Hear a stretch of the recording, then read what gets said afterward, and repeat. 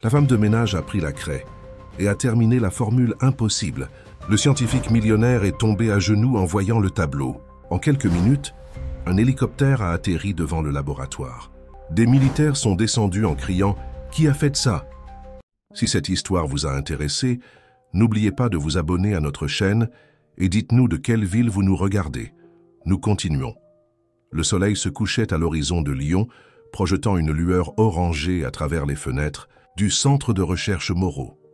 Dans le laboratoire principal, Thomas Moreau restait penché sur ses notes, ignorant le spectacle naturel. À 45 ans, le brillant scientifique avait bâti un empire technologique qui le plaçait parmi les hommes les plus influents de France. Ses yeux, marqués par de profondes cernes, reflétaient non seulement des nuits mal dormies, mais aussi une obsession grandissante. « Professeur, il est déjà plus de 9 heures. Vous devriez vous reposer un peu », suggéra Antoine, son assistant le plus proche, tout en rangeant des tubes à essai. « Je ne peux pas, Antoine. Nous sommes si proches », répondit Thomas sans détourner son regard des équations qui couvraient les 3 tableaux numériques devant lui. « La clé du biocarburant durable est là, j'en suis certain. Il nous manque quelque chose de simple. » Le laboratoire, équipé de technologies de pointe, occupait l'étage supérieur d'un bâtiment moderne dans la périphérie de Lyon, près de l'université. L'emplacement avait été stratégiquement choisi par Thomas pour attirer les meilleurs cerveaux de l'université vers son projet ambitieux, développer un biocarburant révolutionnaire qui pourrait être produit à partir de la biomasse abondante dans le pays, sans concurrencer la production alimentaire. « Vous n'arriverez à rien si vous continuez à vous épuiser comme ça », insista Antoine, préoccupé par l'état de plus en plus exténué de son patron. Thomas leva finalement les yeux, passant ses mains dans ses cheveux grisonnants. « Tu as peut-être raison. Je vais faire une pause. » Il regarda autour de lui, réalisant que seuls eux deux restaient dans le laboratoire.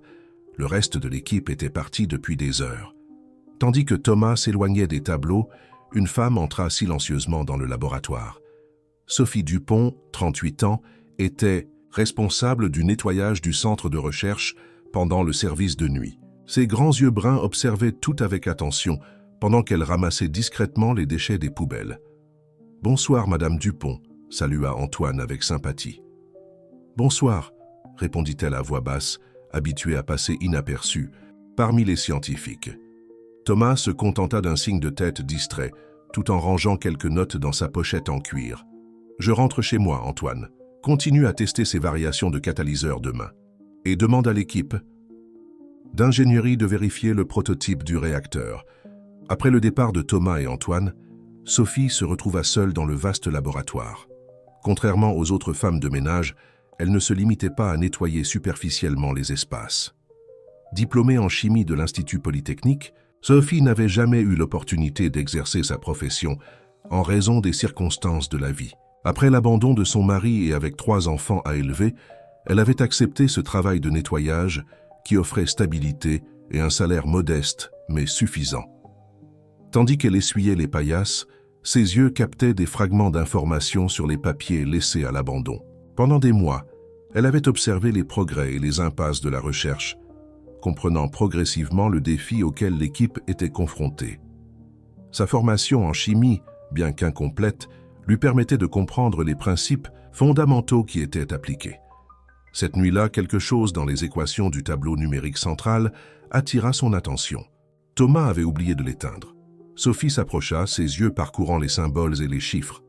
Même sans accès à toutes les données, elle pouvait identifier un modèle que les scientifiques semblaient ne pas percevoir. « Ils ignorent l'interaction secondaire », murmura-t-elle pour elle-même, observant les notes sur les enzymes et les catalyseurs. La fascination de Sophie pour la chimie était née à l'adolescence, dans sa petite ville natale en Auvergne. Sa professeure de lycée avait vu en elle un talent inhabituel et l'avait encouragée à poursuivre dans ce domaine. Avec beaucoup d'efforts, elle avait obtenu une bourse partielle mais avait dû abandonner ses études en 3e année lorsqu'elle était tombée enceinte de son premier enfant. Maintenant, devant le tableau numérique, elle ressentait à nouveau cette étincelle d'enthousiasme. Pour un moment, elle oublia qu'elle n'était que la femme de ménage et s'imagina faire partie de cette brillante équipe. Elle sentit l'impulsion de toucher l'écran, de corriger ce qu'elle voyait, mais se retint. Ce n'était pas sa place. Les jours suivants, Sophie prêta encore plus attention aux conversations et aux notes. Elle assemblait dans son esprit le puzzle que les scientifiques tentèrent de résoudre. À la maison, après avoir couché les enfants, elle faisait ses propres calculs dans un vieux cahier, appliquant les connaissances limitées qu'elle possédait. Une semaine plus tard, pendant sa ronde nocturne au laboratoire, elle entendit Thomas discuter avec l'équipe. « Nous avons besoin d'une approche complètement nouvelle. Nous tournons en rond », s'exclama-t-il, visiblement frustré. « Nos financeurs deviennent impatients. Si nous ne présentons pas de résultats concrets dans un mois, nous risquons de perdre leur soutien. » Cette révélation inquiéta Sophie. Le projet de Thomas pourrait représenter une révolution pour la France, réduisant la dépendance aux combustibles fossiles et créant une alternative durable qui exploiterait la biodiversité française. Si le financement était coupé, des années de recherche seraient gaspillées. La nuit suivante, elle trouva le laboratoire vide plus tôt que d'habitude. L'équipe était sortie pour un dîner d'anniversaire d'un des chercheurs. C'était l'opportunité que Sophie désirait secrètement. Elle s'approcha de l'ordinateur d'Antoine, qui oubliait toujours de l'éteindre en partant. « Je vais juste jeter un coup d'œil », se justifia-t-elle, sentant son cœur s'accélérer. Les dossiers étaient organisés de manière logique, et Sophie trouva facilement les fichiers liés aux dernières expériences. Des heures passèrent, tandis qu'elle absorbait les informations, connectant les points qui manquaient à sa compréhension. Quand elle entendit l'ascenseur arriver à l'étage, elle ferma rapidement les fichiers et retourna à ses fonctions de nettoyage. Mais quelque chose avait changé en elle. Une idée commençait à prendre forme, une possibilité que les scientifiques n'avaient pas envisagée. Tandis que Thomas retournait au laboratoire, seul et toujours déterminé à continuer, de travailler malgré l'heure tardive, Sophie l'observait discrètement. Le brillant scientifique, si proche d'une découverte révolutionnaire, et la femme de ménage silencieuse gardant un secret qui pourrait changer le cours de cette recherche. Deux mondes apparemment distants, sur le point de se heurter de manière inattendue. Thomas soupira profondément, se frottant les yeux fatigués. Sans remarquer la présence de Sophie, il parla à voix haute. « Il doit y avoir un moyen. Nous sommes si proches. » Sophie serra le chiffon de nettoyage entre ses doigts, ressentant un mélange de peur et de détermination. Serait-il possible qu'elle, une femme de ménage avec des études incomplètes en chimie, puisse voir ce que des scientifiques renommés n'arrivaient pas à percevoir? La réponse à cette question changerait non seulement le destin de la recherche, mais aussi sa propre vie. Les jours suivants s'écoulèrent à un rythme frénétique au centre de recherche Moreau. La tension était palpable parmi les scientifiques, qui travaillaient sous la pression croissante des délais et des attentes. Sophie continuait sa routine de nettoyage, mais ses yeux captaient de plus en plus de détails des expériences et des discussions animées. Un après-midi particulièrement agité, Sophie nettoyait le laboratoire adjacent quand elle entendit Thomas en visioconférence tendue avec les investisseurs. « Messieurs, je demande juste quelques semaines de plus », argumentait-il d'une voix ferme malgré la fatigue évidente, car nous explorons une nouvelle approche qui promet des résultats significatifs. La réponse de l'autre côté de la ligne ne semblait pas satisfaisante. Quand l'appel se termina, Thomas resta immobile, fixant l'écran de l'ordinateur, les épaules visiblement alourdies. « Des problèmes avec les investisseurs ?» demanda Claire Dubois, la biochimiste en chef, entrant dans la salle avec quelques rapports. « Ils veulent des résultats immédiats, comme si nous fabriquions des savons et non pas en train de révolutionner la matrice énergétique du pays, » répondit Thomas, passant la main sur son visage. « Ils nous ont donné un ultimatum. Nous avons exactement 30 jours pour présenter un prototype fonctionnel où le financement sera redirigé vers des projets au retour plus prévisible. » Sophie, feignant de se concentrer sur le nettoyage des vitres, absorbait chaque mot. Le soir, dans son petit appartement du quartier de la Croix-Rousse, après que ses enfants Élodie, Mathieu et Lucas s'endormaient, elle ouvrait son cahier et travaillait sur ses propres idées. L'appartement était modeste, 2 petites chambres, une salle cuisine combinée et une salle de bain. Les murs écaillés et le mobilier simple contrastaient avec la richesse des livres que Sophie avait accumulés au fil des ans. Beaucoup d'entre eux étaient des manuels de chimie et de biologie qu'elle avait achetés d'occasion ou reçus en immédiate comme « Tante, maman, tu ne vas pas dormir ?» demanda Élodie, sa fille de 12 ans, apparaissant somnolente à la porte de la cuisine où Sophie travaillait sous une faible lumière. « J'arrive, ma chérie. Je termine juste quelque chose d'important, » répondit Sophie, souriant à la fillette. Élodie avait hérité de sa curiosité et de son intelligence. Elle posait souvent des questions sur les livres scientifiques que sa mère lisait, absorbant les connaissances comme une éponge. « C'est à propos de ce travail du scientifique célèbre, n'est-ce pas? Tu parles de lui quand tu dors. » Sophie rougit légèrement. « Retourne te coucher, Élodie. Tu as école tôt demain. » Quand sa fille sortit, Sophie revint à son cahier. Ces dernières semaines, elle avait réussi à reconstituer une grande partie de la recherche de Thomas. Le problème central résidait dans la stabilité du catalyseur dans des conditions variables de température. Le biocarburant qu'il tentait de développer fonctionnait parfaitement en environnement contrôlé, mais perdait rapidement en efficacité lorsqu'il était exposé à des changements thermiques. « Et si » murmura Sophie, griffonnant une nouvelle. Formule. Son intuition venait d'une technique qu'elle avait brièvement étudiée à la faculté sur l'encapsulation enzymatique. L'idée était simple, mais potentiellement révolutionnaire. Protéger le catalyseur avec une membrane organique dérivée d'une plante abondante dans les zones méditerranéennes françaises. Au laboratoire, le jour suivant, Sophie observa Antoine jeter quelques échantillons dans la poubelle spéciale. « Des progrès ?» demanda-t-elle dans une rare initiative de conversation. Antoine soupira. « Pas autant que nous en avons besoin. Le docteur Moreau devient obsédé. Je ne l'ai jamais vu aussi déterminé et en même temps aussi frustré. Qu'essayez-vous exactement ?»« C'est de résoudre, » risqua Sophie, espérant ne pas paraître trop indiscrète. À sa surprise, Antoine sembla soulagé d'avoir quelqu'un à qui se confier. « Nous essayons de créer un biocarburant en utilisant des résidus agricoles, principalement de la betterave à sucre et des matériaux lignocellulosiques qui seraient normalement jetés. Le problème est la stabilité de la réaction catalytique dans différentes conditions environnementales. » Sophie hocha la tête, comprenant parfaitement le défi. « Ça doit être compliqué. » « C'est frustrant, en fait. En théorie, ça fonctionne parfaitement. En pratique ?» Antoine laissa la phrase en suspens, faisant un geste d'explosion avec ses mains. Cette conversation renforça la conviction de Sophie. Son idée pourrait vraiment fonctionner. Les nuits suivantes, elle commença à faire des expériences maison, simples, utilisant des matériaux de base qu'elle pouvait acheter en pharmacie et dans des magasins de produits naturels. Bien sûr, c'était loin de l'équipement sophistiqué du laboratoire, mais les principes pouvaient être testés même avec des ressources limitées. Une semaine plus tard, pendant son service de nettoyage, Sophie remarqua que Thomas avait laissé son ordinateur déverrouillé pendant qu'il sortait pour une réunion d'urgence. La tentation était grande.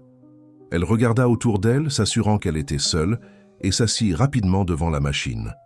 Elle ouvrit le programme de modélisation moléculaire et saisit sa proposition de structure pour le catalyseur encapsulé.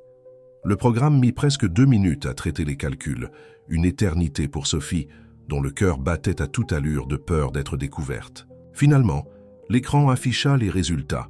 Stabilité prévue de 97% dans des conditions variables de température entre 10 degrés K et 40 degrés P.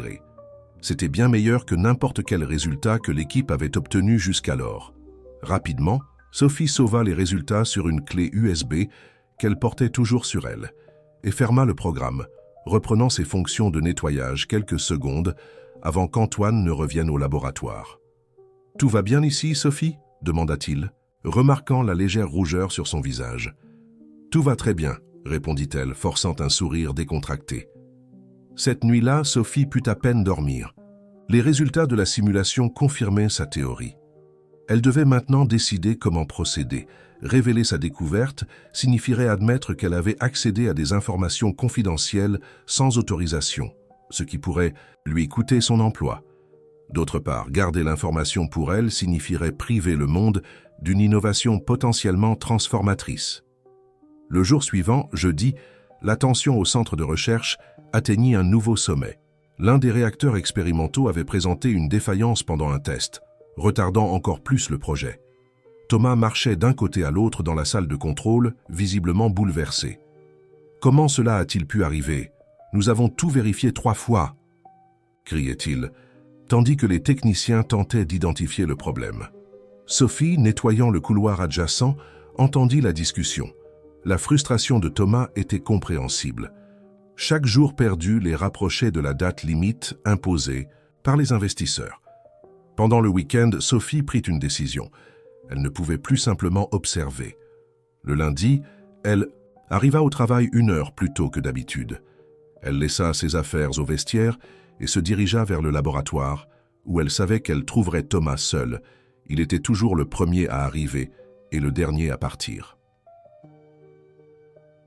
Satou, à la porte, elle respira profondément pour calmer ses nerfs. Thomas était de dos, observant quelques lames au microscope électronique. « Docteur Moreau » appela-t-elle, sa voix sortant plus faible qu'elle ne l'avait voulu. Thomas se retourna, surpris de voir la femme de ménage en dehors de ses horaires. « C'est habituel. »« Oui, Sophie, il s'est passé quelque chose ?»« Je dois vous parler, » dit-elle, entrant dans la pièce d'un pas hésitant. « C'est à propos de votre projet. Je crois que je peux vous aider. » L'expression de Thomas passa de la surprise au scepticisme. « M'aider? Comment ça ?» Sophie sortit de son sac une clé USB et son cahier de notes. « Je sais que cela va paraître étrange, mais je pense que j'ai trouvé une solution au problème de stabilité du catalyseur. » Pendant un moment, Thomas resta sans réaction. Puis, un sourire incrédule apparut sur son visage. « Sophie, j'apprécie votre intérêt, mais il s'agit d'un projet extrêmement complexe qui utilise des enzymes de bactéries thermophiles modifiées pour décomposer la cellulose dans des conditions spécifiques de pH, compléta-t-elle. Le problème est que le catalyseur perd sa stabilité lorsqu'il est exposé à des variations de température, rendant le processus non viable à l'échelle industrielle. Le sourire disparut du visage de Thomas, remplacé par une expression de choc. « Comment savez-vous tout ça ?» Le silence qui suivit semblait peser des tonnes. Sophie sentit son estomac se nouer, tandis que les yeux inquisiteurs de Thomas l'analysaient avec intensité. « J'ai une formation en chimie, » répondit-elle, rassemblant son courage. « J'ai étudié jusqu'en 3e année à l'Institut Polytechnique de Grenoble, et bien j'observe votre travail depuis des mois. »« Vous observez mon travail ?» La voix de Thomas oscillait entre indignation et curiosité. « Vous avez espionné notre recherche ?» Sophie rougit intensément. « Je n'appellerai pas ça de l'espionnage. J'ai simplement prêté attention. Vous et votre équipe avez l'habitude de laisser des notes à la vue, de discuter ouvertement des problèmes. Je suis juste invisible pour vous, pas sourde ou aveugle. » Thomas passa la main dans ses cheveux, traitant l'information. C'était vrai que personne ne voyait vraiment le personnel d'entretien. Ils se déplaçaient dans les espaces comme des fantômes, présents mais imperceptibles pour la plupart des scientifiques, absorbés dans leur travail. « Et qu'exactement pensez-vous avoir découvert ?» demanda-t-il finalement, son ton encore sceptique, mais maintenant avec une étincelle de curiosité. Sophie ouvrit son cahier à une page spécifique et le posa sur la paillasse. « Encapsulation biomimétique », dit-elle, pointant vers ses dessins détaillés. « En utilisant des composés dérivés du châtaignier, nous pouvons créer une membrane protectrice autour des molécules du catalyseur qui répond aux variations de température. Maintenant, l'environnement interne stable. » Thomas prit le cahier, examinant les notes avec une attention croissante. Ses yeux s'écarquillèrent en reconnaissant l'élégance de la solution proposée. « Cela pourrait, » murmura-t-il, feuilletant rapidement les pages suivantes. « Avez-vous fait des simulations ?» Sophie acquiesça, lui remettant la clé USB. « J'ai utilisé votre programme de modélisation moléculaire. Je m'excuse pour cela, c'était un moment d'impulsion. » Au lieu de la réprimander, Thomas connecta immédiatement le dispositif à l'ordinateur. Les résultats apparurent à l'écran, confirmant ce que Sophie avait dit. La solution proposée offrait une stabilité bien supérieure aux tentatives précédentes de l'équipe. « Incroyable », chuchota-t-il, absorbant l'information. Simplement incroyable. Pendant l'heure suivante, Thomas bombarda Sophie de questions techniques, testant la profondeur de ses connaissances. À sa surprise, elle répondait avec précision et clarté, démontrant une compréhension qui allait bien au-delà de ce qu'on attendrait de quelqu'un avec une éducation formelle incomplète. « Pourquoi n'avez-vous jamais terminé vos études ?» demanda-t-il finalement lorsque la discussion technique fit une pause. Le visage de Sophie se contracta légèrement. La vie est arrivée. Je suis tombée enceinte en 3e année. Le père de l'enfant a disparu et ma mère est tombée, malade en même temps. J'ai dû choisir entre étudier et survivre. Elle haussa les épaules, comme si c'était juste un fait, pas une tragédie personnelle. Mais je n'ai jamais cessé d'étudier par moi-même. Thomas l'observa avec un regard neuf. La femme qu'il avait à peine remarquée pendant des mois se révélait maintenant être un esprit brillant, façonné par les circonstances de la vie pour occuper un rôle bien en dessous de son potentiel. Nous devons tester cela immédiatement, décida-t-il, se levant avec une énergie renouvelée. Ça vous dérangerait d'expliquer votre théorie à l'équipe? Sophie sentit un frisson dans son ventre. Ils me prendront? Au sérieux? Je ne suis que la femme de ménage. Après avoir vu ces résultats, il serait complètement idiot de ne pas le faire, répondit Thomas avec un sourire sincère. Et mon équipe n'est pas composée d'idiots.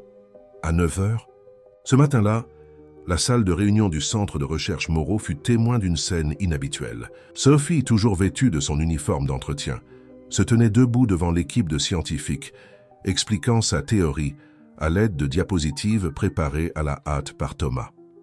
La clé réside dans la structure de la membrane, expliquait-elle, indiquant un diagramme moléculaire. Le châtaignier produit une cire aux propriétés uniques que nous pouvons modifier pour nos besoins.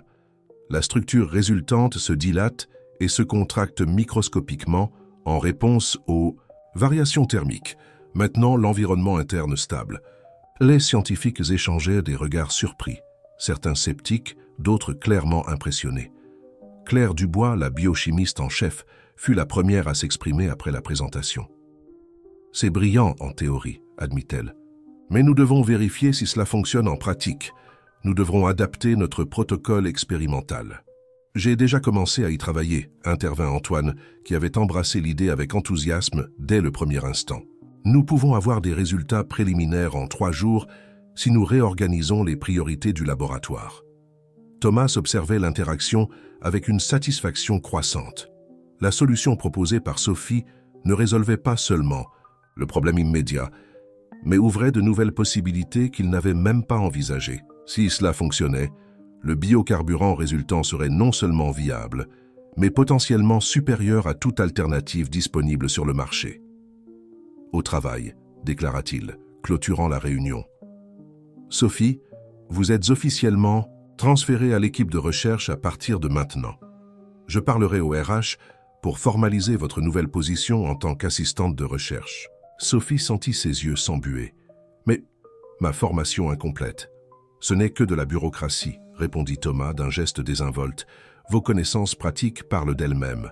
De plus, vous pouvez reprendre vos études maintenant.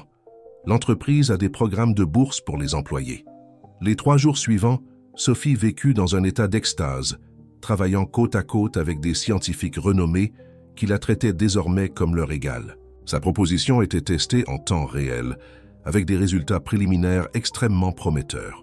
L'encapsulation biomimétique fonctionnait exactement comme prévu. Maintenant, la stabilité du catalyseur même sous des variations significatives de température. À la maison, le changement soudain suscita la curiosité des enfants, surtout d'Élodie, qui observait sa mère étudier des documents techniques jusqu'à tard dans la nuit. « Tu sembles différente, maman », commenta la fillette, s'asseyant à côté de Sophie sur le canapé. « Plus vivante. » Sophie sourit, embrassant sa fille. « C'est parce que je fais quelque chose que j'aime, quelque chose pour quoi je suis née. » Son regard parcourut le petit appartement qui soudain semblait n'être qu'un lieu temporaire. Avec son nouveau salaire, elle pourrait offrir un meilleur foyer aux enfants, peut-être même près d'une école plus qualifiée pour nourrir le talent d'Élodie. Le 4e jour après la révélation de la théorie, le laboratoire bouillonnait d'activité. Les tests à plus grande échelle étaient sur le point de commencer, et tout le monde travaillait avec un enthousiasme renouvelé. Sophie, maintenant vêtue d'une blouse blanche avec son nom brodé, vérifiait les paramètres de l'expérience avec Antoine. « Si cela fonctionne comme prévu, commenta-t-il, vous venez de changer la donne énergétique de la France. Vous le savez. » Sophie sourit modestement. « C'est un effort collectif. J'ai juste vu quelque chose qui était caché à la vue de tous. » « Ne minimisez pas votre contribution, » réprimanda gentiment Antoine. Combien de femmes de ménage auraient eu les connaissances ou le courage de faire ce que vous avez fait? Le commentaire, bien qu'intentionné, provoqua chez Sophie une réflexion inconfortable. Combien d'autres talents étaient cachés chez des personnes que la société ne valorisait pas en raison de leurs occupations? Combien de génies potentiels n'auraient jamais l'opportunité qu'elle avait eue? Ses pensées furent interrompues par l'arrivée de Thomas qui semblait inhabituellement agité. « Sophie, je dois vous parler en privé, » dit-il, la conduisant vers son bureau. Une fois à l'intérieur, il ferma la porte et lui fit signe de s'asseoir. « Est-il arrivé quelque chose au test ?» demanda-t-elle inquiète. « Non, les tests progressent parfaitement, » répondit Thomas, s'asseyant en face d'elle. « C'est autre chose, quelque chose de personnel. » Sophie sentit une pression dans sa poitrine. Serait-elle licenciée malgré le succès initial? Peut-être avait-il découvert une faille dans sa théorie qu'elle n'avait pas prévue. « Vous vous souvenez quand vous avez mentionné avoir étudié à l'Institut Polytechnique de Grenoble ?» continua Thomas, son ton étrangement hésitant. « Cela m'a intrigué, alors j'ai fait quelques recherches sur vous. J'espère que cela ne vous dérange pas. »« Qu'avez-vous découvert ?» demanda Sophie tendue. « Votre nom complet est Sophie Dupont, Leroy née à Clermont-Ferrand, fille de Thérèse Dupont et Charles Leroy, c'est exact ?» Sophie acquiesça, confuse quant à où cette conversation menait. « Et vous avez une tache de naissance en forme de demi-lune sur l'épaule droite ?» demanda Thomas, sa voix maintenant tremblante. Sophie pâlit. « Comment savez-vous cela ?» Thomas ouvrit un tiroir et en sortit une vieille photo, jaunie par le temps. On y voyait un jeune couple tenant 2 bébés. « Parce que j'ai une marque, identique, » répondit-il, tendant la photographie à Sophie. « Et parce que je crois que nous sommes frères et sœurs, Sophie. Des jumeaux, séparés il y a 38 ans lors de l'inondation qui a dévasté notre ville natale. » Le monde de Sophie sembla ralentir, tandis que ses yeux se fixaient sur la photographie jaunie.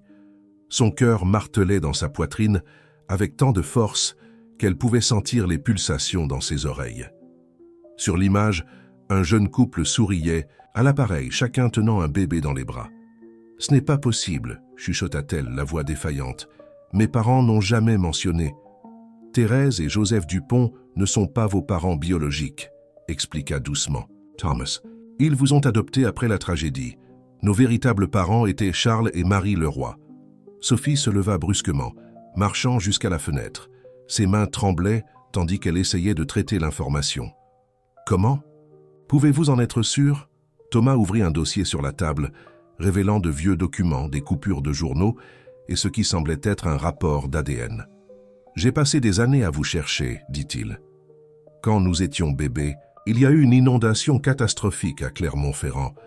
Notre maison a été l'une des premières touchées. Notre père a réussi à me sauver, mais vous et notre mère avez été emportés par le courant. » Sophie se tourna vers lui, les yeux embués. « J'ai grandi en entendant parler de cette inondation. Mes parents, je veux dire Thérèse et Joseph, ont toujours dit qu'ils m'avaient trouvé abandonné dans un abri d'urgence. Ils le croyaient probablement, » répondit Thomas. « Dans le chaos qui a suivi, beaucoup d'enfants sont devenus orphelins ou ont été séparés de leur famille. Notre père vous a cherché pendant des mois jusqu'à ce que, sa voix faiblit, jusqu'à ce qu'il nous quitte aussi dans un accident de voiture quand j'avais 7 ans. »« Et comment avez-vous découvert mon existence ?» demanda Sophie, encore incrédule. « J'ai été élevée par notre tante Élise à Paris. Quand j'ai eu 18 ans, elle m'a remis une boîte contenant les affaires de nos parents, y compris des journaux intimes et cette photographie. C'est là que j'ai découvert que j'avais une sœur jumelle. » Thomas se leva et s'approcha de Sophie, montrant son épaule droite où une marque en forme de demi-lune, identique à la sienne, contrastait avec sa peau. « J'ai engagé des détectives privés, fait des tests ADN avec des restes trouvés de l'inondation, suivi chaque piste possible, » continua-t-il. « Mais la France des années 80 n'avait pas de bons registres numériques et beaucoup de documents ont été perdus dans l'inondation elle-même. » Sophie toucha avec hésitation la marque sur l'épaule de Thomas, puis la sienne cachée sous son chemisier. Cette marque avait toujours fait partie de son identité, quelque chose qui la différenciait. Maintenant, elle découvrait que c'était un lien avec un passé inconnu, une famille qu'elle n'avait jamais connue. « Pourquoi n'avez-vous jamais abandonné vos recherches ?» demanda-t-elle, la voix chargée d'émotion. « Parce que vous étiez Tout ce qui me restait de ma vraie famille, répondit simplement Thomas. Et parce que j'ai promis à notre père, avant qu'il ne parte, que je vous retrouverai un jour. Les larmes débordèrent finalement des yeux de Sophie. Des années à se sentir déplacée, un vide inexplicable qu'elle portait dans sa poitrine, des questions sans réponse sur ses origines. Tout prenait sens maintenant. Sans réfléchir, elle serra Thomas dans ses bras, comme si elle tentait de récupérer 38 ans de séparation en un seul geste. Lorsqu'ils s'éloignèrent enfin, tous, deux essuyant des larmes, Sophie réalisa quelque chose. « Attendez, si vous me cherchiez depuis si longtemps, comment ne m'avez-vous pas trouvé avant? Je travaille ici depuis presque 1 an. » Thomas sourit tristement. « Parce que je cherchais Sylvie Leroy, pas Sophie Dupont. Nos parents vous avaient nommé Sylvie. » Il hésita. « Et parce que, comme vous l'avez dit vous-même, les personnes comme vous sont invisibles pour les personnes comme moi. Je suis probablement passé devant vous des dizaines de fois sans vraiment vous voir. » Cette réalisation fit mal à Sophie. Combien de fois dans sa vie avait-elle été ignorée, sous-estimée, traitée comme faisant partie du décor, même par l'homme qui se révélait maintenant être son frère. « Que se passe-t-il maintenant ?» demanda-t-elle, se sentant soudain vulnérable et exposée. Avant que Thomas ne puisse répondre, la porte du bureau s'ouvrit brusquement. C'était Claire, la biochimiste, avec une expression alarmée. « Thomas, Sophie, vous devez venir voir ça. »« Maintenant, dit-elle, haletante, le test du réacteur, quelque chose se passe. » Mettant temporairement de côté la révélation explosive, le frère et la sœur nouvellement réunis suivirent Claire jusqu'au laboratoire principal. Une foule de scientifiques s'agglutinait autour du prototype du réacteur, où le premier test à l'échelle du catalyseur encapsulé était en cours. « Que s'est-il passé ?» demanda Thomas, se frayant un chemin parmi les chercheurs. « La réaction se produit à un taux beaucoup plus élevé que prévu, » expliqua Antoine, montrant les moniteurs. « L'efficacité est 240% au-dessus de nos projections les plus optimistes. » Sophie s'approcha des instruments, analysant les données qui clignotaient sur les écrans. « C'est l'effet catalytique secondaire, » murmura-t-elle, plus pour elle-même que pour les autres. La membrane ne protège pas seulement le catalyseur, elle amplifie son action. « C'est incroyable », s'exclama Thomas, étudiant les graphiques. « Avec cette efficacité, nous pourrions produire suffisamment de carburant pour alimenter une voiture avec seulement quelques kilos de biomasse résiduelle. » L'enthousiasme était palpable. Des années de recherche, des millions investis et, enfin, une avancée décisive. Sophie observait la scène avec une sensation surréaliste d'appartenance. Il y a quelques jours à peine, elle nettoyait ce même sol. Maintenant, elle était au centre d'une découverte révolutionnaire, aux côtés du frère qu'elle n'avait jamais su qu'elle avait. « Nous devons tout documenter minutieusement et préparer une présentation pour les investisseurs, » dit Thomas, assumant naturellement le contrôle de la situation. Claire, organisez l'équipe d'analyse de données. Antoine, je veux un rapport complet sur la stabilité à long terme. Sophie, il hésita, regardant sa sœur avec un mélange de fierté et d'émotion contenue. Nous avons besoin de vous pour diriger l'optimisation du processus d'encapsulation. Les scientifiques se dispersèrent pour accomplir leurs tâches, l'excitation cédant la place à la concentration professionnelle.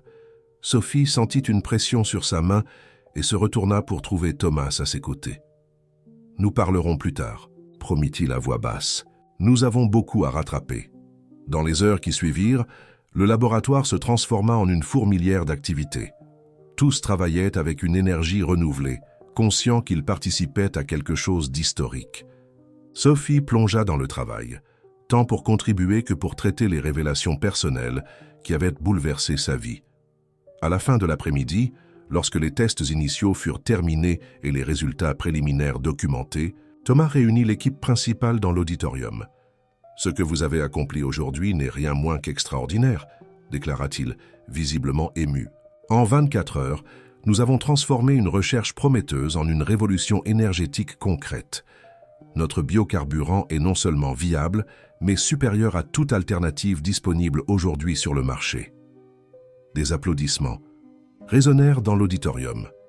Sophie, assise au premier rang, se sentait partagée entre la fierté professionnelle et la turbulence émotionnelle. Sa vie avait changé si drastiquement en si peu de temps qu'elle avait à peine eu le temps d'assimiler Cependant, continua Thomas, son ton devenant plus grave, nous devons être préparés aux défis qui viendront. Une découverte de cette ampleur attirera l'attention de tout type, y compris de ceux qui préféreraient qu'elle n'atteigne jamais le public. Un murmure inquiet parcourut la salle. Tous connaissaient les pressions politiques et économiques impliquées dans le secteur énergétique. Des milliards d'euros étaient en jeu et des intérêts puissants pourraient se sentir menacés. C'est pourquoi, poursuivit Thomas, à partir de demain, nous mettrons en œuvre des protocoles de sécurité renforcés. Rien ne sort de ce bâtiment sans autorisation express. Toutes les données seront cryptées et l'accès au laboratoire principal sera encore plus restreint. Tandis que Thomas détaillait les mesures de sécurité, Sophie remarqua un mouvement inhabituel à travers les fenêtres de l'auditorium. Dans le parking, plusieurs voitures noires entraient en formation, suivies par un véhicule plus grand, une camionnette avec des marquages officiels. « Thomas » appela-t-elle, interrompant la réunion. « Je crois que nous avons de la visite. » Tous se tournèrent vers les fenêtres, observant le convoi qui se dirigeait maintenant vers l'entrée principale du centre de recherche. Thomas fronça les sourcils, clairement surpris. Quelqu'un attendait-il des représentants du gouvernement? Demanda-t-il, regardant son assistante exécutive. « Il n'y a rien à l'agenda, » répondit la femme préoccupée. Et la sécurité n'a pas signalé de visiteurs. Un téléphone sonna. C'était celui de la réception, informant que des officiels de l'Agence nationale de l'énergie exigeaient un accès immédiat aux installations, accompagnés par des agents de la police nationale. « Il semble que notre découverte n'ait pas passé inaperçue, » commenta Thomas sombrement. « La question est, comment l'ont-ils su si rapidement ?» Sophie sentit un frisson parcourir son échine. Quelque chose n'allait pas. La transformation abrupte de sa vie, de femme de ménage invisible à scientifique célébrée, d'orpheline à sœur retrouvée, semblait trop belle pour être vraie. Et maintenant, alors que tout semblait enfin s'emboîter, une nouvelle complication surgissait. « Que faisons-nous » demanda-t-elle à son frère, sentant le poids de tous les regards sur eux. Thomas respira profondément, assumant la posture confiante qui le caractérisait en tant que leader. « Nous allons les recevoir, bien sûr. Nous n'avons rien à cacher. » Se tournant vers l'équipe, il ajouta « Mais restez vigilants. Ne partagez pas plus d'informations que nécessaire et suivez mes indications pendant la conversation. » Le hall principal du centre de recherche Moreau, normalement tranquille, à 7 heures, bouillonnait maintenant d'activité. Des hommes et des femmes en tenue formelle, certains arborant des insignes de la police nationale, d'autres avec des badges de l'Agence nationale de l'énergie, occupèrent l'espace avec une présence intimidante. Thomas descendit les escaliers, d'un pas ferme, suivi par Sophie et les principaux membres de l'équipe. Son visage affichait une expression neutre, soigneusement cultivée après des années à traiter avec les autorités et les investisseurs. « Bonjour » salua-t-il, tendant la main à l'homme qui semblait diriger le groupe. « Thomas Moreau, en quoi puis-je vous aider ?»« Docteur Moreau » répondit l'homme, un monsieur d'une 60aine d'années, aux cheveux grisonnants et à la posture militaire. « Je suis le directeur général François Lemaire, de l'Agence nationale de l'énergie. Nous devons discuter de votre projet de biocarburant. » Thomas maintint un visage impassible, bien que Sophie puisse percevoir la tension dans ses épaules. « Certainement. Mon bureau est à votre disposition. »« Nous préférerions une salle de réunion, » intervint une femme à côté de Lemaire, « avec de l'espace pour toute la délégation. »« Comme vous voulez, » acquiesça Thomas, conduisant le groupe vers l'auditorium qu'ils venèrent de quitter. Une fois installés, avec les visiteurs d'un côté de la longue table et l'équipe du centre de recherche de l'autre, François Lemaire alla droit au but. « Nous avons reçu des informations selon lesquelles votre laboratoire vient de réaliser une avancée significative dans la technologie des biocarburants, déclara-t-il. Une avancée qui révolutionnerait potentiellement le secteur énergétique français. Nous faisons toujours des progrès dans notre recherche, répondit Thomas diplomatiquement. Mais je suis intrigué de savoir comment cette information est parvenue si rapidement à la connaissance de l'agence. Lemaire ignora la question implicite. Docteur Moreau, le gouvernement français considère les avancées énergétiques comme une question de sécurité nationale. Nous sommes venus requérir un rapport complet sur votre découverte et discuter des prochaines étapes. Sophie observait l'interaction avec un malaise croissant. Quelque chose dans la manière dont Lemaire parlait dans la façon dont ses yeux parcouraient le laboratoire visible à travers les fenêtres de verre, suggérait que ce n'était pas une simple visite de courtoisie. Notre recherche est financée principalement par des capitaux privés, argumenta Thomas. Nous avons des obligations contractuelles envers nos investisseurs avant de divulguer tout résultat. Nous comprenons cela, intervint la femme que Sophie identifiait maintenant par son badge comme Dr Émilie Valois, conseillère scientifique de l'agence. Mais il y a aussi un intérêt public en jeu. Une technologie comme celle que vous avez développée pourrait transformer la matrice énergétique du pays. Et c'est exactement notre objectif, répondit Thomas. Transformer la matrice énergétique avec une solution durable et accessible. Accessible, répéta le maire, avec un sourire qui n'atteignait pas ses yeux. C'est justement notre préoccupation. Des technologies disruptives comme celle-ci doivent être mises en œuvre progressivement, avec un contrôle adéquat, pour ne pas déstabiliser le marché ou créer des dépendances technologiques. Sophie ne put se contenir. Ou pour ne pas menacer les intérêts établis dans le secteur des combustibles fossiles. Tous les regards se tournèrent vers elle. Thomas lui lança un regard d'avertissement, mais c'était trop tard. « Et vous êtes » demanda le maire, l'étudiant avec un intérêt renouvelé. « Sophie Dupont, assistante de recherche » répondit-elle, soutenant le regard du directeur. « Sophie est la principale responsable de l'avancée que nous avons obtenue » expliqua Thomas, reprenant le contrôle de la situation. Sa contribution a été inestimable. Le maire fit un geste à l'un de ses assistants qui consulta discrètement une tablette. Après quelques secondes, il se pencha et chuchota quelque chose à l'oreille du directeur, dont les sourcils se haussèrent légèrement. « Intéressant, murmura-t-il. De femme de ménage à scientifique révolutionnaire en quelques jours. Une histoire inspirante, sans aucun doute. » Sophie sentit son visage s'embraser. Comment savait-il son ancien poste ? À quel point était-il surveillé? « Mesdames, messieurs, » intervint Thomas, percevant la gêne de sa sœur, « je crois que nous nous éloignons du sujet principal. Le Centre de recherche Moreau a toujours maintenu d'excellentes relations avec les agences gouvernementales et nous sommes disposés à collaborer dans les limites légales et contractuelles. »« Je suis heureux de l'entendre, » répondit le maire, se rasseyant dans son fauteuil, « car nous avons une proposition à vous faire. » Il fit un signe et l'un des agents lui remit un dossier qu'il ouvrit méthodiquement sur la table. Le gouvernement français, à travers l'Agence nationale de l'énergie et le ministère de la Science et de la Technologie, est disposé à acquérir votre technologie. Nous offrons une compensation financière adéquate et la garantie que le développement continuera sous votre supervision technique. « Acquérir », répéta Thomas, prudent. « Vous parlez d'une acquisition forcée. » « Nous parlons d'un partenariat stratégique, » corrigea le maire doucement, « avec des bénéfices mutuels. Votre nom entrerait dans l'histoire comme le scientifique, qui a révolutionné l'énergie en France, et le pays gagnerait la souveraineté énergétique. Et le contrôle sur qui aurait accès à la technologie, » compléta Sophie, incapable de se contenir à nouveau. Le maire sourit froidement. « Précisément. Mademoiselle Dupont, des technologies de ce calibre ne peuvent pas simplement être lancées sur le marché ouvert. Imaginez le chaos économique, les implications géopolitiques. Que se passerait-il, intervint Claire, la biochimiste, si nous refusions ce partenariat stratégique? Le sourire de le maire disparut. Alors, malheureusement, nous devrions invoquer la loi de sécurité nationale.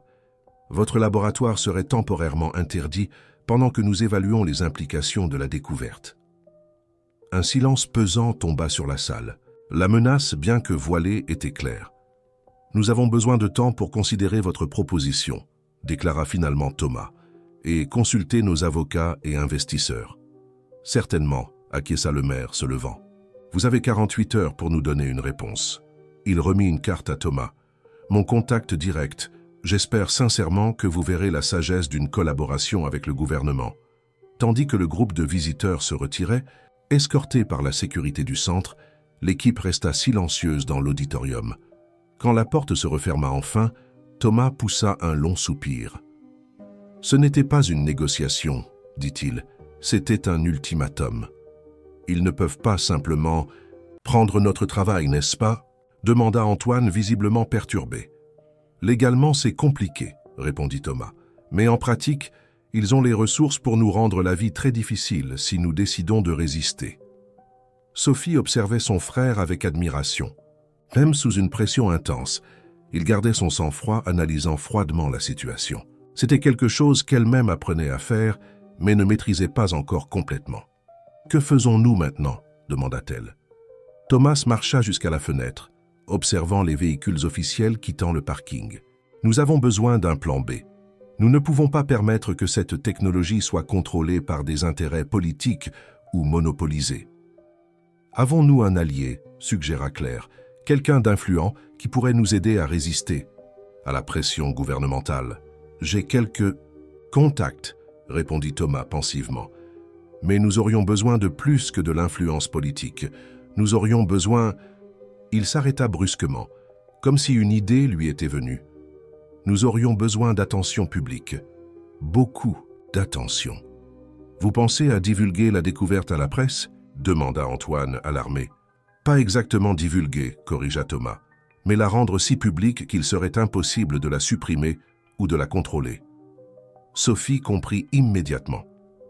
Une présentation publique, avant le délai de 48 heures. Thomas sourit à sa sœur, impressionné par la façon dont leurs pensées s'alignaient. Exactement. Si nous annonçons la découverte lors d'un grand événement, avec une couverture médiatique internationale, même l'Agence nationale de l'énergie ne pourrait pas l'enterrer. Il y a le Symposium international des énergies renouvelables, qui commence demain à Paris, rappela Claire, consultant sa tablette. Ce serait la scène parfaite. Mais comment obtiendrions-nous une place dans le programme à ce stade ? Questionna Antoine. Je suis l'un des principaux sponsors de l'événement, répondit Thomas avec un sourire confiant. Je suis certain qu'ils peuvent ne faire une exception pour une annonce de dernière minute. Un murmure d'approbation parcourut la salle. L'idée était audacieuse, mais avait du potentiel. Si elle était correctement exécutée, elle placerait la technologie dans le domaine public avant que le gouvernement ne puisse la contrôler. « Nous devons travailler toute la nuit », déclara Thomas. « Préparer une démonstration convaincante, organiser notre présentation et garantir que tous les aspects cruciaux de la technologie soient documentés et sécurisés. » L'équipe se dispersa rapidement, chacun assumant une tâche spécifique dans la préparation de cet événement improvisé. Sophie resta avec Thomas, sentant qu'il devait terminer la conversation interrompue plus tôt. « Vous aviez raison, » dit-elle lorsqu'ils se retrouvèrent seuls. « Il y a des personnes qui ne veulent pas que cette technologie atteigne le public. » Thomas acquiesça gravement. La France a une longue histoire d'innovations qui ont été supprimées ou contrôlées par des intérêts établis. Je ne permettrai pas que cela arrive à notre découverte. « Notre », répéta Sophie, sentant le poids du mot. « J'essaie encore de tout assimiler. En une semaine, je suis passé de femme de ménage à scientifique, d'orpheline à sœur retrouvée, et maintenant nous sommes sur le point d'affronter le gouvernement français. » Thomas sourit, posant les mains sur les épaules de sa sœur. « Une semaine intense, sans aucun doute. Mais vous avez toujours été une scientifique, Sophie. Vous n'aviez simplement pas le titre ou l'opportunité. » Elle acquiesça émue. « Et quant à notre parenté, vous en êtes absolument certain. » « J'ai fait un test ADN comparant nos échantillons, confirma-t-il. 99,9% de certitude, nous sommes frères et sœurs sans l'ombre d'un doute. » Sophie sentit une vague d'émotions l'envahir. Tant de questions encore sans réponse, tant d'histoires à partager. Mais le moment exigeait une concentration sur une autre bataille. « Alors sauvons d'abord le monde, dit-elle, essayant de paraître plus confiante qu'elle ne se sentait. Et ensuite, nous rattraperons le temps perdu. » Thomas sourit, les yeux brillants de détermination. C'est l'esprit des Leroy, nos parents seraient fiers. Tandis qu'ils sortèrent de la salle pour rejoindre l'équipe dans les préparatifs, Sophie ne put s'empêcher de penser à ses enfants. Que diraient Élodie, Mathieu et Lucas quand ils découvriraient qu'ils avaient un oncle célèbre et millionnaire? Comment réagiraient-ils aux changements drastiques dans la vie de leur mère? Et plus important, seraient-ils en sécurité quand la situation s'aggraverait inévitablement? « Thomas », appela-t-elle s'arrêtant dans le couloir, « mes enfants, nous devons garantir qu'ils soient protégés. » Son frère acquiesça gravement. « J'y ai déjà pensé. Une équipe de sécurité est en route vers votre appartement. Ils seront amenés ici puis transférés vers un lieu sûr jusqu'à ce que tout cela soit résolu. Vous avez pensé à tout. » observa Sophie impressionnée. Des années de paranoïa justifiée, répondit-il avec un sourire triste. Quand vous développez des technologies qui peuvent affecter des industries milliardaires, vous apprenez à être prudent. Ensemble, ils marchèrent vers le laboratoire où l'avenir de la France et peut-être du monde était sur le point d'être redéfini. Un frère et une sœur retrouvés après des décennies, unis non seulement par le sang mais par une vision partagée d'un futur plus propre et plus juste. Pendant ce temps, dans les couloirs silencieux du ministère de l'Énergie à Paris, des lumières étaient encore allumées dans un bureau au dernier étage. François le maire parlait au téléphone, sa voix basse et contrôlée. « Oui, monsieur le ministre, ils ont la technologie et elle est aussi révolutionnaire que nous le soupçonnions. » Il fit une pause, écoutant. « Non, ils n'ont pas accepté notre offre initiale. Nous surveillons la situation de près. Oui, toutes les options sont sur la table. » La nuit au centre de recherche Moreau fut d'une activité frénétique. Tandis que la ville de Lyon dormait, scientifiques, techniciens et ingénieurs travaillaient sans relâche aux préparatifs de ce qui pourrait être l'annonce scientifique la plus importante de la décennie. Sophie, malgré la fatigue, se sentait plus vivante que jamais.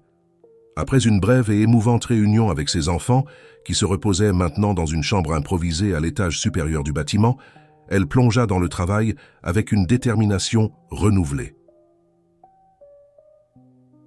Comment avancent les diapositives de la présentation?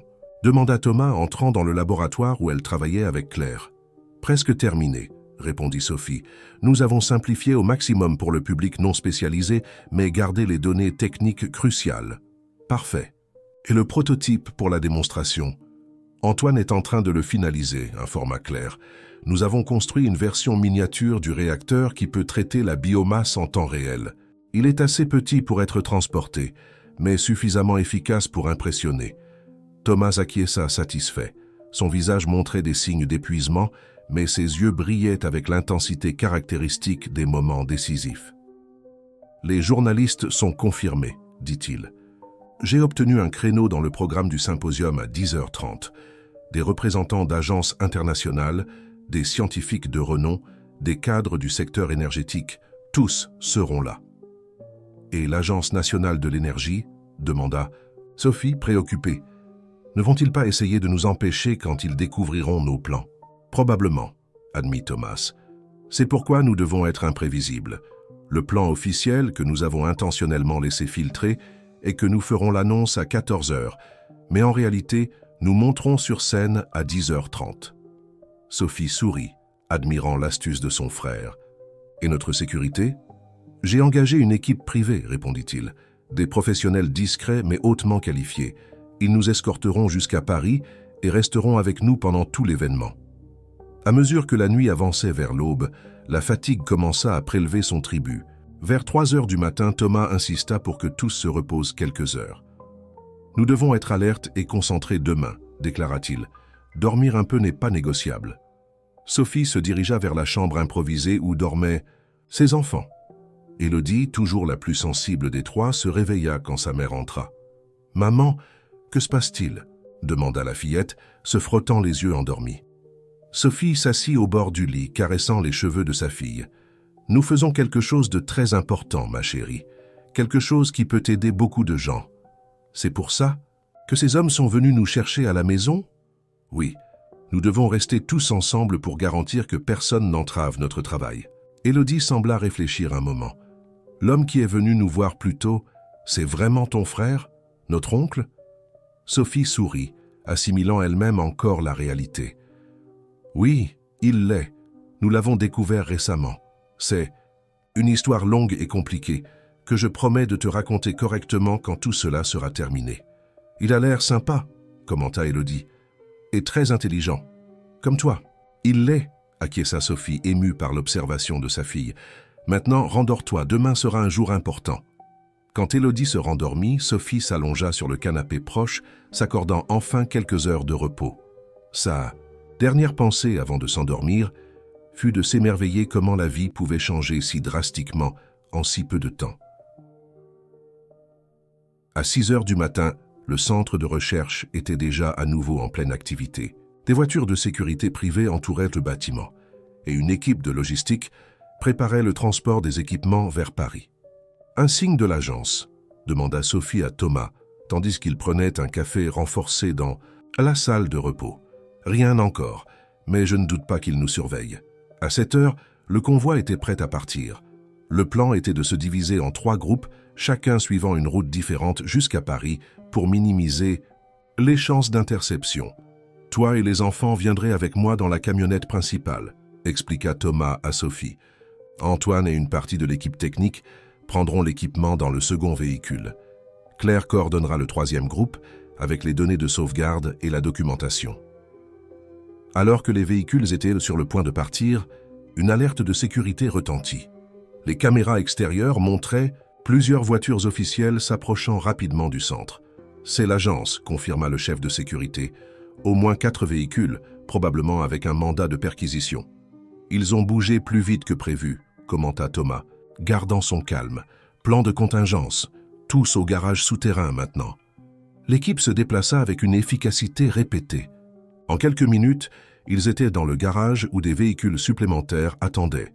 Des voitures ordinaires, sans identification, qui n'attireraient pas l'attention dans la circulation. Ils bloquent l'entrée principale. Informa un des agents de sécurité par radio. « Utilisez la sortie de secours », ordonna Thomas. « Elle donne sur la rue latérale. Divisez-vous comme prévu et suivez les routes alternatives. » Sophie serra fermement les mains de ses enfants, les conduisant vers une berline noire où Thomas les attendait déjà. « Tout ira bien », assura-t-elle, percevant la peur dans les yeux des enfants. « C'est juste un petit contretemps. » Tandis que les véhicules quittèrent le garage par différentes sorties, Sophie regarda en arrière une dernière fois, voyant des agents de la police nationale entrer dans le bâtiment principal.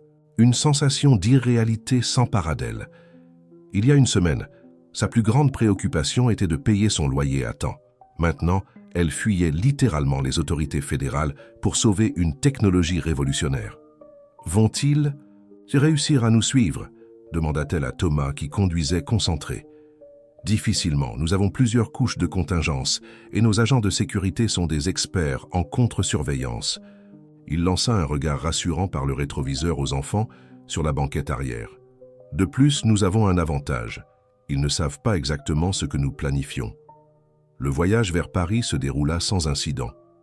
Utilisant des routes secondaires et changeant de véhicule une fois, ils arrivèrent au Palais des Congrès vers 9h30 du matin. Le Symposium international des énergies renouvelables était déjà en plein essor, avec des centaines de participants circulant dans le vaste complexe.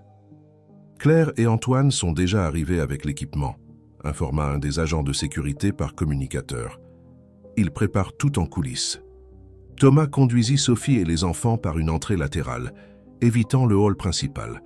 Dans la loge improvisée, ils trouvèrent le reste de l'équipe déjà en train de préparer les derniers détails de la présentation. « Nous avons eu un petit problème avec le réacteur pendant le transport », expliqua Antoine. « Mais nous avons réussi à le stabiliser. Il est prêt pour la démonstration. » Sophie examina l'appareil avec attention. C'était une version compacte du réacteur, originale, conçue spécifiquement pour les démonstrations. Même ainsi, il était suffisant pour traiter la biomasse en temps réel et produire assez de carburant pour alimenter un petit moteur. « Combien de temps avant que nous entrions en scène ?» demanda-t-elle, sentant la nervosité augmenter. « 20 minutes ?» répondit Thomas, vérifiant sa montre.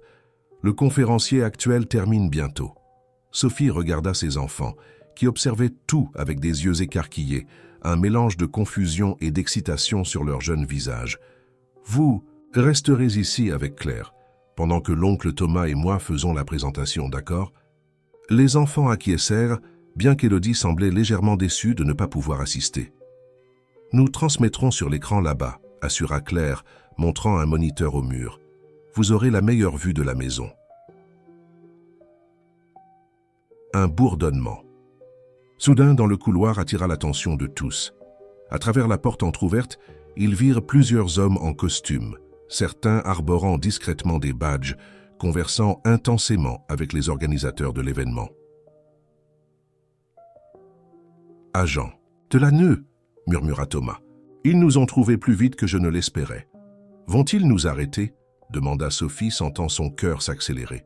Thomas sourit. un éclat de défi dans les yeux.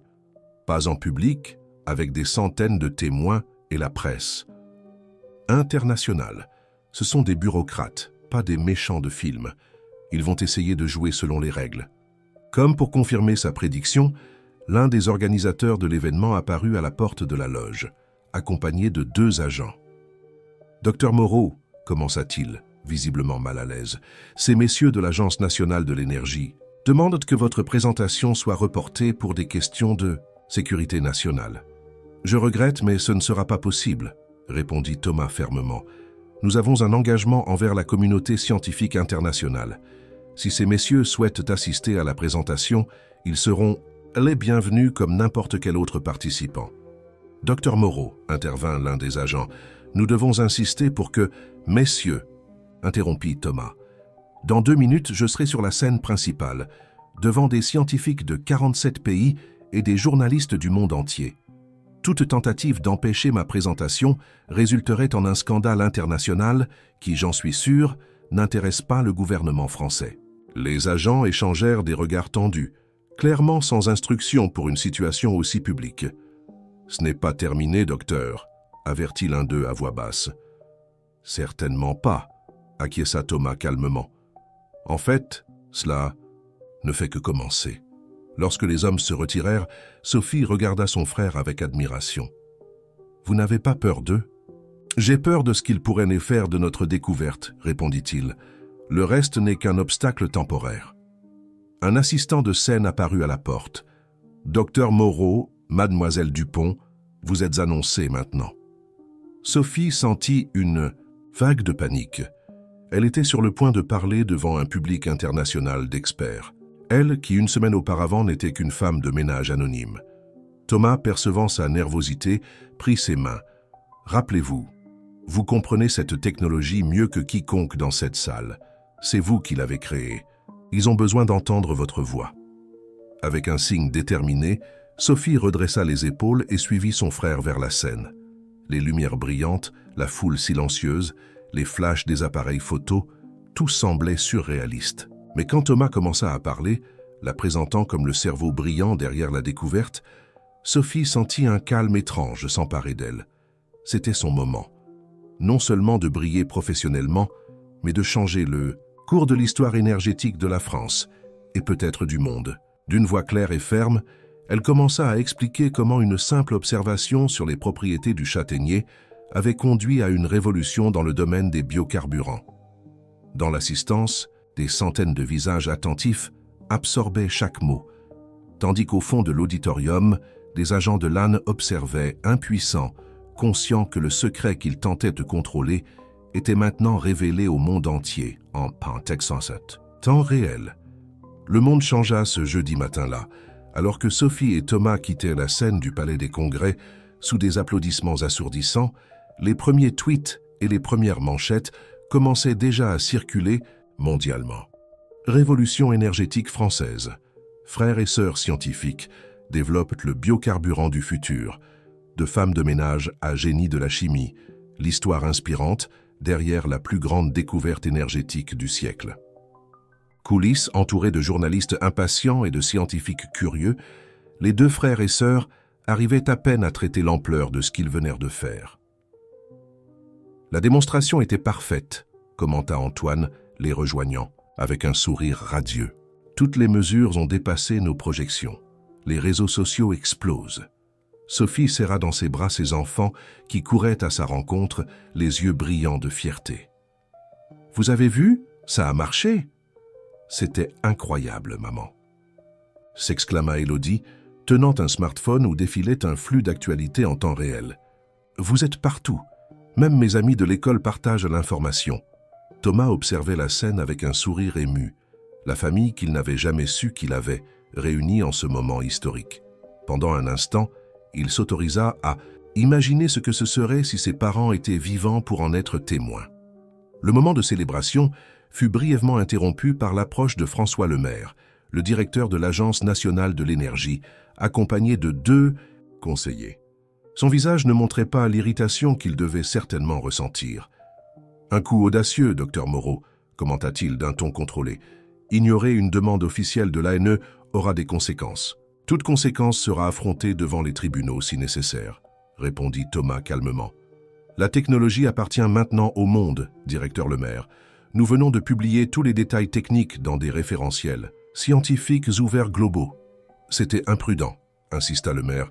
Il y a des implications de sécurité nationale que vous n'avez même pas considérées. Sophie fit un pas en avant. En fait, nous avons considéré toutes les implications. La plus grande menace pour la sécurité nationale serait de permettre que des intérêts privés ou politiques contrôlent une technologie qui peut libérer le pays de la dépendance aux combustibles fossiles. Lemaire l'étudia avec une intensité renouvelée. Vous ressemblez plus à votre frère que je ne l'imaginais, mademoiselle Dupont, ou devrais-je dire mademoiselle Leroy. Sophie sentit un frisson parcourir son échine. Comment connaissait-il son nom de naissance, notre agence? Dispose de ressources considérables, continua Lemaire, remarquant sa surprise. Nous avons découvert votre véritable identité presque en même temps que vous. Que voulez-vous exactement, directeur? Demanda Thomas, se positionnant de manière protectrice à côté de sa sœur. Ce que je veux n'importe plus, répondit Lemaire avec un soupir résigné. Ce que le gouvernement veut, cependant, est encore en jeu. Je vous suggère de vous préparer à une longue bataille bureaucratique et juridique. Avec un bref signe de tête, il s'éloigna, se fondant dans la foule. « Il bluffe » demanda Sophie, le regardant partir. « Partiellement » répondit Thomas. « Ils peuvent vraiment nous causer des problèmes, mais ils ne peuvent pas défaire ce que nous avons fait aujourd'hui. La technologie est maintenant publique. Des centaines de laboratoires à travers le monde commenceront à la reproduire et à la perfectionner. » Les heures suivantes furent un tourbillon d'interviews, de félicitations et de discussions techniques. Des entrepreneurs offrirent des partenariats, des universités proposèrent des collaborations. Des investisseurs suppliaient pratiquement de participer à ce qu'ils voyaient comme l'affaire du siècle. Au milieu de cette frénésie, Sophie regardait occasionnellement ses enfants, émerveillée par la façon dont leurs vies étaient sur le point de changer. En fin d'après-midi, quand ils réussirent enfin à avoir un moment d'intimité dans une salle réservée du centre de congrès, Thomas proposa un toast avec de l'eau minérale. Personne n'avait l'énergie de chercher quelque chose de plus fort. « À l'avenir », dit-il, levant son verre. « À la famille », compléta Sophie, touchant son verre au sien. « Et maintenant » demanda Élodie, toujours la plus curieuse des trois enfants. « Que se passe-t-il après » Thomas et Sophie échangèrent un regard. C'était une question qu'ils étaient eux-mêmes encore en train de traiter. « Maintenant » répondit Thomas après. Un moment de réflexion. Nous construisons quelque chose qui n'a jamais été fait auparavant. 3 mois plus tard, sur le campus de l'Université de Lyon, une foule se rassemblait pour la cérémonie d'inauguration de l'Institut Leroy des technologies durables. L'impressionnant complexe de bâtiments, avec une architecture moderne et durable, occupait un terrain donné par Thomas à l'université, à condition qu'il abrite non seulement des recherches avancées, mais aussi des programmes d'inclusion éducative. Sophie, habillée formellement pour l'occasion, observait le public depuis l'estrade. Ses enfants étaient au premier rang, aux côtés de Claire, Antoine et d'autres chercheurs qui avaient participé à la découverte initiale. Plus loin, elle reconnut les visages d'autorités, d'universitaires et même, ironiquement, des représentants de l'Agence nationale de l'énergie qui, après d'intenses négociations, avaient fini par établir un partenariat avec l'Institut. Nerveuse, demanda Thomas, s'approchant avec un sourire. Un peu, admit-elle. Je ne me suis pas encore habitué à toute cette attention. Les mois qui avaient suivi la présentation au symposium avaient été transformateurs. La technologie du biocarburant avait progressé rapidement, avec des collaborations internationales améliorant encore le processus. La bataille juridique avec le gouvernement, comme prévu par Lemaire, s'était matérialisée, mais avait pris des tournures inattendues lorsque l'opinion publique s'était massivement mobilisée en faveur du frère et de la sœur scientifique. L'histoire de Sophie en particulier, la femme de ménage autodidacte qui avait révolutionné la science énergétique, avait capté l'imagination du pays. Le résultat fut un compromis sans précédent. Le gouvernement français renonça à contrôler exclusivement la technologie, mais établit des partenariats stratégiques pour la mettre en œuvre nationalement, avec des garanties de distribution équitable des bénéfices. « C'est notre heure », annonça le président de l'Université de Lyon, s'approchant du frère et de la sœur. Le public est au complet. La cérémonie se déroula avec la solennité appropriée pour ce moment historique. Discours officiel, coupure de ruban, applaudissements, enthousiastes. Mais la véritable signification de ce jour allait au-delà des formalités. Quand vint le tour de Sophie de parler, elle surprit tout le monde en mettant de côté le discours préparé. Cet institut n'est pas seulement une question de technologie ou d'énergie, déclara-t-elle, sa voix ferme atteignant tous les coins de l'auditorium.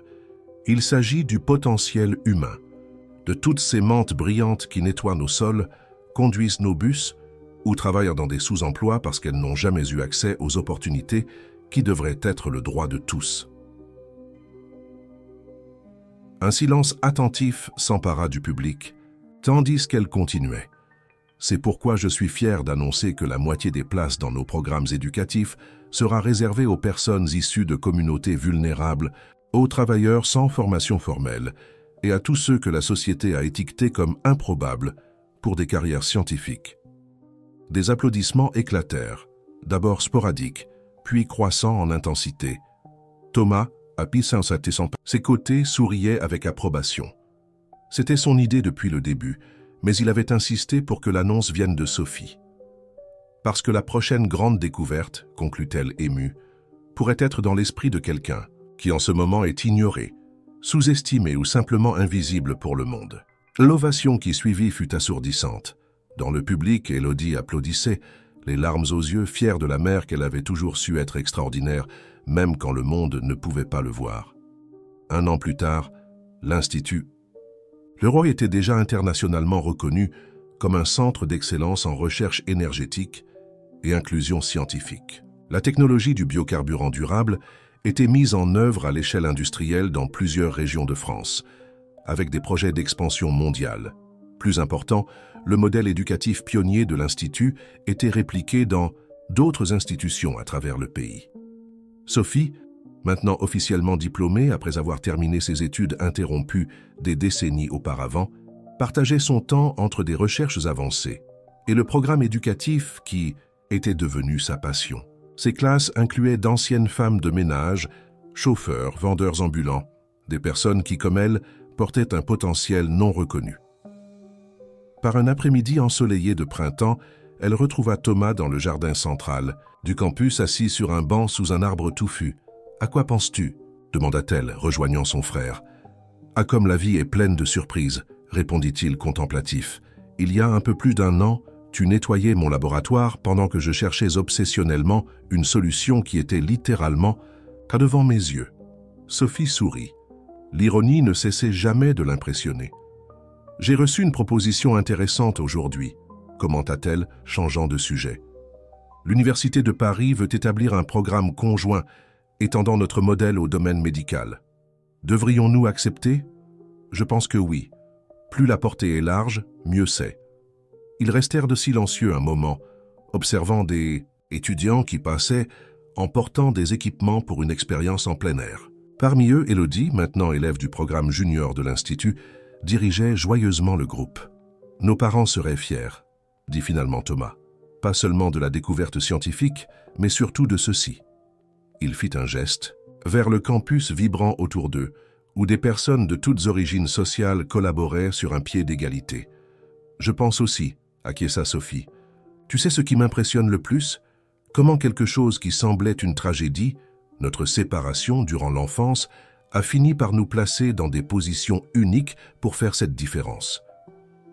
L'univers travaille de façon mystérieuse, philosopha Thomas. En parlant de mystère, rappela Sophie, ce journaliste du documentaire arrive demain. Tu veux toujours poursuivre cela? Thomas acquiesça. L'histoire doit être racontée complètement. Pas seulement la partie scientifique, mais le voyage humain. Qui sait combien de personnes seront inspirées? Sophie approuva. L'idée de partager son parcours, de femme de ménage anonyme à scientifique renommée, d'orpheline à sœur retrouvée, l'avait initialement mise mal à l'aise. Mais avec le temps, elle avait compris le pouvoir transformateur que des témoignages comme le sien pouvaient avoir. « À l'avenir, alors », dit-elle, répétant le toast qu'ils avaient emporté 1 an auparavant.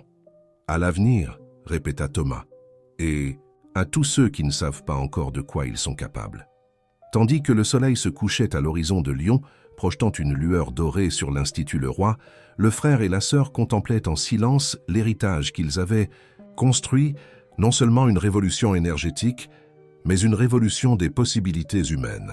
Un monde où personne n'aurait plus besoin d'être invisible, où le potentiel serait reconnu indépendamment des titres ou des circonstances, et où la connaissance serait véritablement libre et accessible à tous. Et dans les maisons, les écoles et les laboratoires à travers la France, des gens ordinaires suivaient leur histoire et pour la première fois s'autorisaient à rêver de ce qu'ils pourraient accomplir. Car si une femme de ménage de Lyon pouvait changer le monde avec son esprit brillant, quoi d'autre serait possible? Plus vous commentez et partagez, plus nous pourrons vous apporter des histoires qui touchent